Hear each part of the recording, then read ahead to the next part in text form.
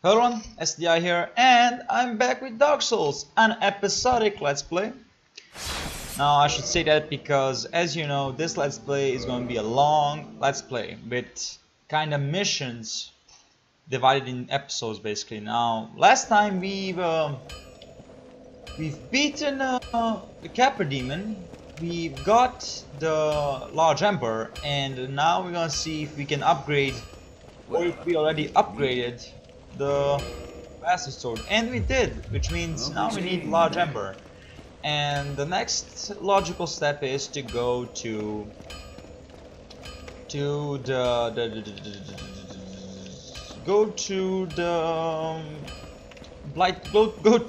the Blight Town, basically. Go to Blight Town. We're not gonna do that today. We're gonna go and fight this demon, and then go and sit at a bonfire in whoa, damn tracking, man. Go sit at a bonfire in Darkwood Garden. And then we're gonna end the episode, and the next episode is going to be we're gonna fight the Moonlight Butterfly. Because that is a very beautiful fight. Beautiful music.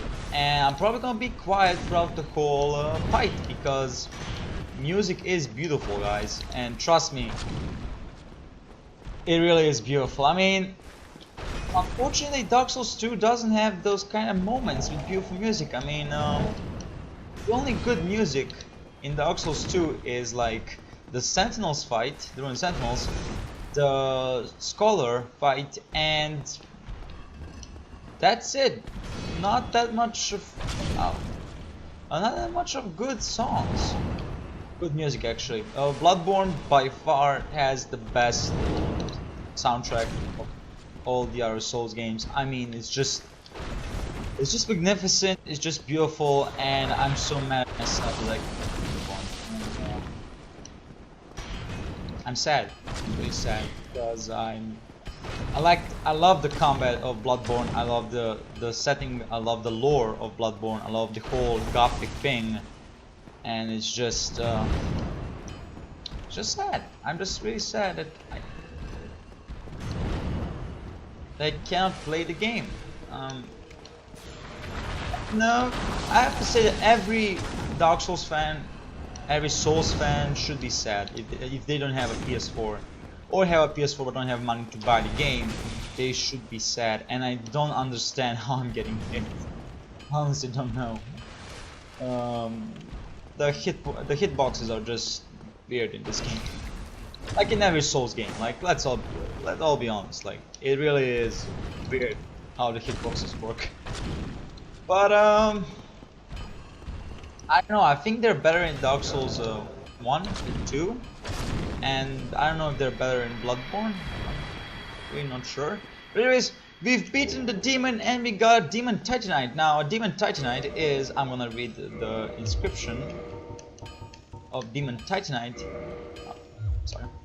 Demon Titanite is a special Titanite stolen from a faceless stone beast known as a Titanite demon. When the nameless blacksmith deity passed from several slabs, great beasts arose. The power of Titanite remains within them, and they still roam Lordran today.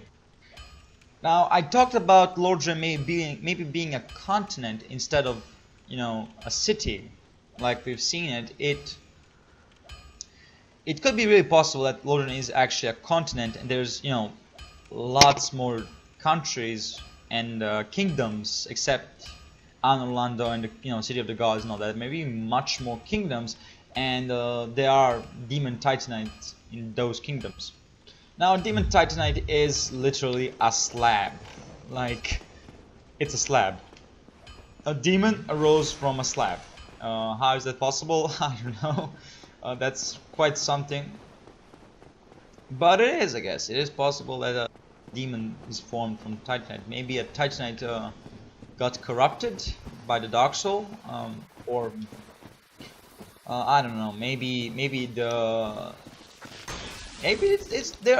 the creations of the deity, the blacksmith deity, who divided the Titanite when it passed away. That's also kind of interesting that only when the deity passed away did the Titanites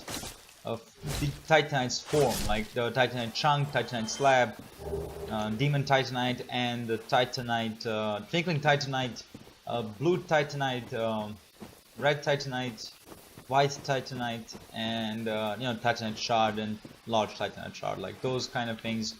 Really, it's really interesting that's when they formed, basically when the deity died. And that's kind of interesting. And the question is, who is that deity? Like, it passed away, but who? Who could the deity be? There's no lore about that deity. In fact, there's not that many lore about any deities except Gwyn, and Gwyn is actually not a deity in itself. Gwyn is a human, basically, and nothing. A primal human, basically. It's a primal human, basically, an old human, just like the pygmy, or Magnus, if you want, because Magnus is probably the furtive pygmy. In fact, all of them are furtive pygmies. It's just the Lord Souls gave them shape, or maybe not. Maybe they themselves looked like that, and only they harvested the souls of lords, which they did from the fire. But then there comes the question. In the intro, the humans, the pygmies, are basically hollows. They look like hollows, and then all of a sudden they have the form. Could it be possible that this is a sequel? If you did not know, there, very overhead path, really good. Could it be possible that they basically that the Dark Soul was found first, and that's why there's no records from it, and the furtive pygmy divided the Dark Soul before any other souls were found, and that's why all the pygmies got the form, like Gwyn got its form, which Izalith got its form, Nito, the first of the dead, which probably is the first one to actually rot to the bone and not actually die first, because there are probably many deaths before, since we see that the undead are not actually mindless creatures. They're just insane, probably insane from losing the soul that they had, the Dark Soul, losing the Dark Soul. So it could be that the Nito really is that, and that just the Dark Soul was the first soul to be found, actually, and that's why everybody forgot about the furtive pygmy, because there is no records from it, because it was deleted. Now, could it be possible? Probably, because that kind of makes sense why everybody forgot about furtive pygmy, because he is the first. Furtive pygmy is the first, and that's why there's no records from the Dark Soul and the furtive pygmy being forgotten. And that's how it all started to take shape, because the Dark Soul gave the humans, or the pygmies, thought, and gave them, I guess, reason, and will, and hope, and that's why they all react.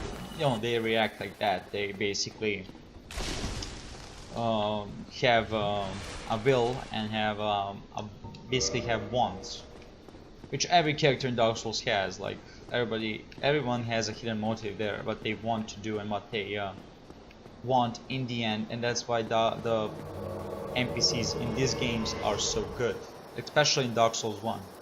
They are just unbelievably good. Anyways, we summoned the Witch Beatrice, which should come up now. Yes, thank you. Now, she's very important for this fight. And I'm going to now stop talking. Actually, I'm gonna mute the mic, because really the music is just way too beautiful.